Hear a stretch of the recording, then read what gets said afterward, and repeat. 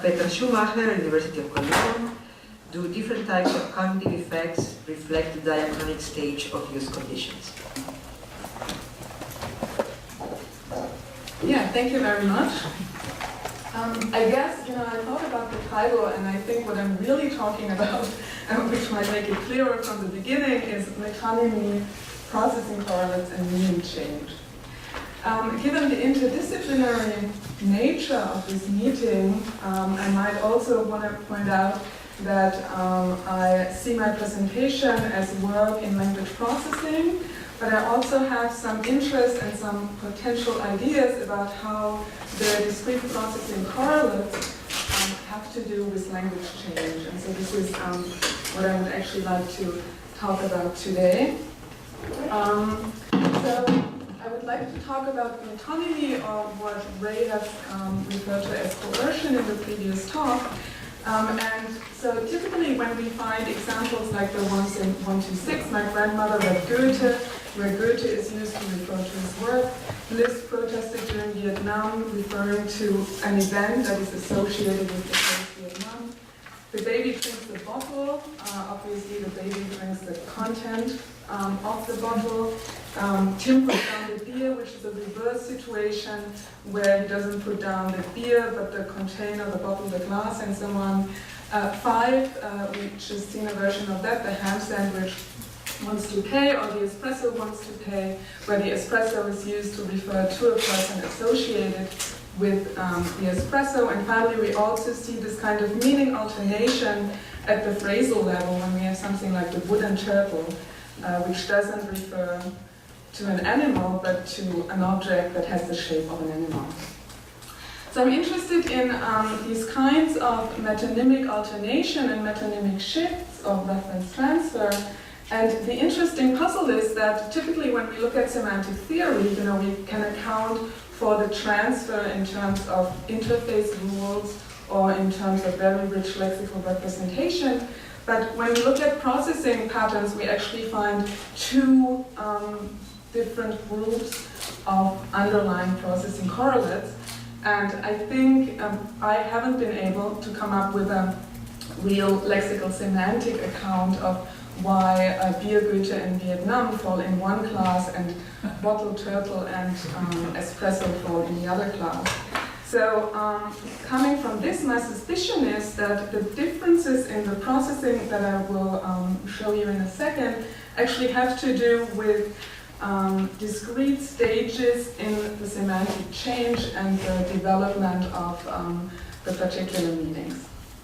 But before we get to this, I would first like to look at the processing data and tell you a little bit about the experiments I carried out and the data that I am concerned with.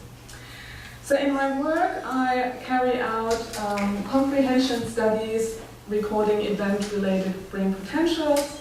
And I'm pretty sure that all of you, or most of you, are familiar with this kind of method. So ERPs provide a high temporal resolution and a multi-dimensional characterization of the underlying processes. And this allows us to identify different brain functions during sentence comprehension, during text comprehension. So for all the metonymic types I showed you on that first slide, we carried out reading for comprehension studies, where little texts were presented segment by segment, so phrases and word-wise, and the participants had to respond to a probe recognition task or comprehension task afterwards.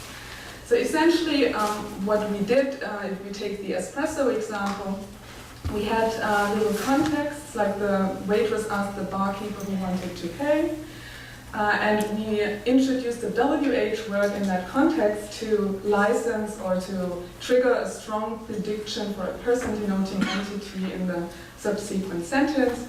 So when participants then read the barkeeper answers that the espresso, we should be able to observe processes of reference shift as early as at the espresso, because here a person denoting entity is actually expected.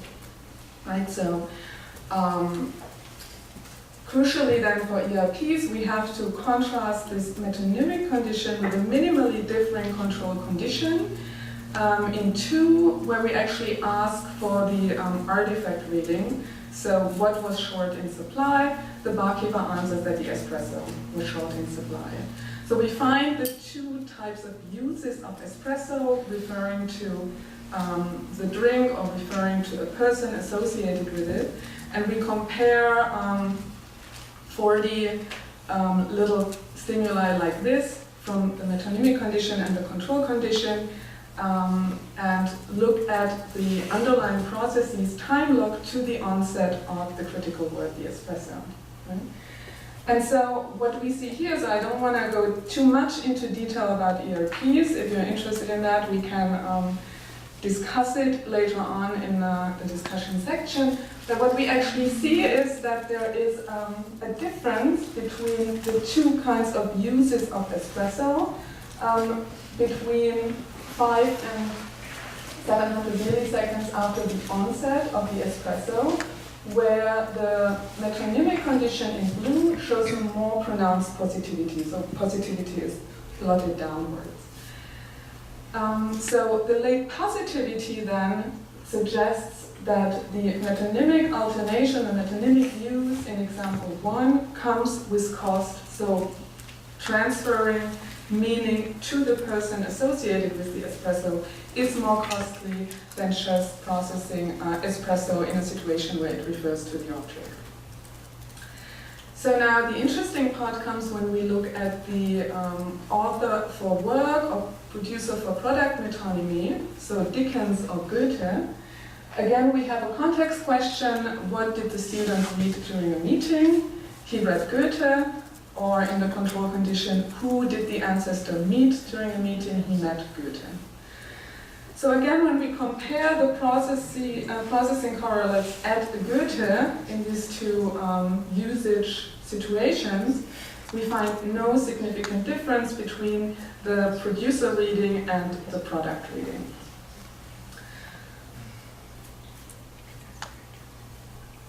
So this indicates to me that there are 2 types of meaning alternations, or 2 types of metonymic shifts. On the one hand, we have the espresso case, so the property for person metonymy, where we see that there is some kind of computational cost associated with reaching the interpretation, with processing that expression. And I consider the late positivity to indicate discourse updating cost. And reconceptualization.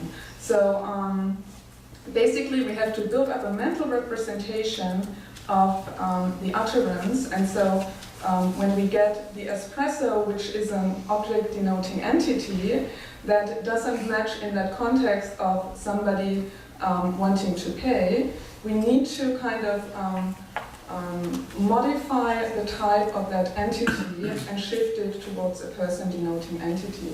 And this kind of modification happens at the level, I think happens at the level of discourse representation, and we need to reconceptualize the representation of the espresso towards an entity that represents a person associated with this with the espresso. And there is evidence for this kind of reconceptualization from coordination or co-predication tests, where we can actually see that once we have transferred the meaning of the referent, the original meaning is no longer accessible for these particular cases. So it's weird to say the espresso wanted to pay and was too hot. Well, that's kind of ambiguous. Anyway, but you know what I mean. So we can't. So the espresso wanted to pay, but it was too sour. It actually doesn't work. It doesn't work. So anyway, so I can enrich everything that you give me because I work on these kinds of meaning observations. On the other hand, we have these producer for product readings where we don't find a difference between the 2 kind of intended readings. So this suggests that both meanings or senses are easily accessible, and this might have to do with a particular routine or with the conventionalization of the particular meaning that which then actually results in an underspecified representation. So this pattern, as I said, can actually be found for these other types as well. And so I have run a couple of ERP studies, but there's also evidence from other experimental paradigms like eye tracking or self-paced reading that show that the left column types of metonymies do not exert any cost when we alternate between the two meanings, while the metonymic alternations on the right-hand side, they show a late positivity or longer reading times or longer reaction times and so on. So how can we account for this difference? Well, on the one hand, the cost-free alternations seem to be or seem to represent more systematic uses of the two kinds of meanings, and it has been suggested that they have underspecified lexical representation, and so lexical selection happens as the context requires producer or product reading, for instance. On the other hand, the other group refers to or represents a more creative use of language, more ad hoc uses that is not conventionalized yet. And so, as I said, there seems to be some kind of reconceptualization going on that is costly, and readers need to infer some kind of meaning that is not readily available in the semantic representation. So, but what determines the affiliation to either of these types, to the systematic use or to the what I call the creative use? So here I want to kind of contribute to the theme of this workshop, because I think that there might be a motivation based on language change, and in particular the idea that there are different stages in the development of meaning change and meaning alternation. So how does this kind of metonymic alternation come about? There's always some kind of intentional human interaction. There's a communicative need to refer to something or somebody. And given the maxim of quantity and brevity and some kind of interaction there, we might prefer to refer to somebody as the espresso rather than the person who ordered an espresso 5 minutes ago, or the person who always orders an espresso or something like that. So it's a shortcut for us to communicate with each other in an effective way. And it has been suggested in the historical linguistic literature that there are different stages of meaning alternation. So at the first stage, there is just an ad hoc use of some kind of expression to refer to another entity, and so this is an individual act of innovation. At another stage, it could be that this kind of use becomes important for a particular speech community, for a particular discourse context, like the restaurant context, or you find it in hospital context, that it's easier to refer to a patient by naming their symptom than by their name, because you might not even know the name, but it's a person with the headache. Usually I use hepatitis in my examples, but I already been entertaining enough today. And ultimately it could be that this particular discourse context is actually widened up, and a term, an expression is used by the entire speech community. Right? So this has been referred to as a collective process of adoption. Language change doesn't have to go through all of these stages. I mean, it could be that it ends right here. So right now people are talking about since Las Vegas, everybody is talking about guns again. So right now this is a very salient use of Las Vegas that just came about a couple of weeks ago. And the question is, how long is this kind of use really staying within the speech community. So it could actually be that in a couple of weeks nobody is using this expression Las Vegas to refer to a particular event any longer, right? So it doesn't have to go all the way through, but it could go all the way through. So what I then want to suggest is when we talk about language change, it's not just a description of some kind of pragmatic function and a linguistic form that is changed by language users, but we should also consider another dimension, and that is time and the level of dispersion we're looking at when we look at different kinds of meaning alternations. So to conclude then, the historical motivation for the metonymic patterns could then be something along the lines that the no-cost alternations actually reflect a large-scale dispersion within the speech community that then leads to underspecified representation. On the other hand, the meaning metonymic types that exert processing costs reflect ad hoc use or use in a particular context which requires inferences and reconceptualization. So there we really need to go from the original meaning and do some work because it's contextually determined or individually created meaning. Okay, so this is a suggestion to bring together synchronic accounts and historic accounts, but how can we actually test it, yeah, or prove it? And so I want to end with two steps we have taken to actually investigate this hypothesis. The first one is an association test that Hannah Weiland-Breckley has carried out. So she presented these metonymic words to participants and asked them to provide her with 5 different associations. And then she grouped them whether they referred to the original meaning, meaning 1, or to the transferred meaning. And so what we see on the left-hand side here, the original meaning in red, and the potentially transferred meaning in blue, for 40 different lexical items, shows a 50-50 split, about a 50-50 split. And this is actually what she found for types that had no differences in the processing studies.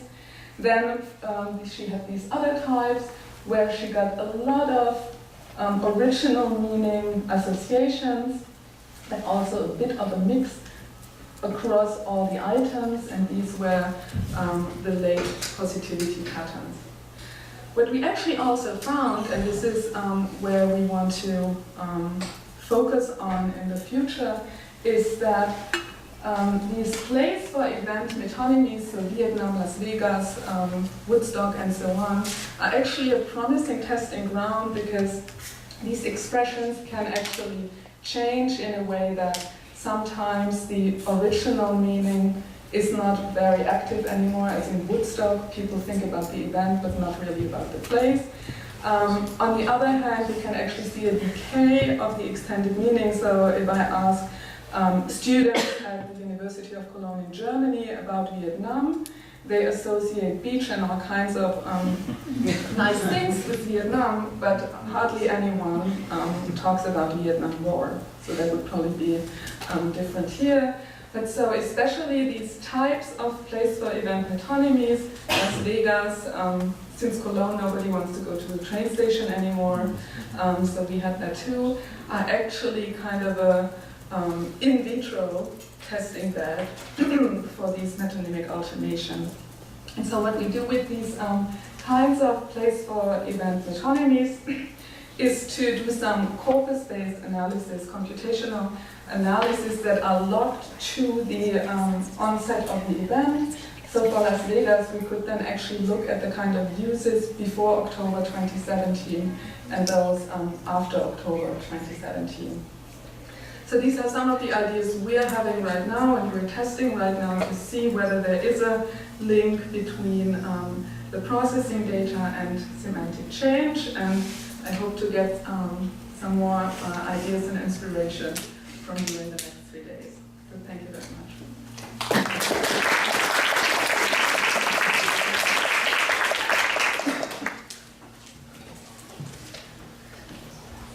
Thank you very much. We will move on to the next talk.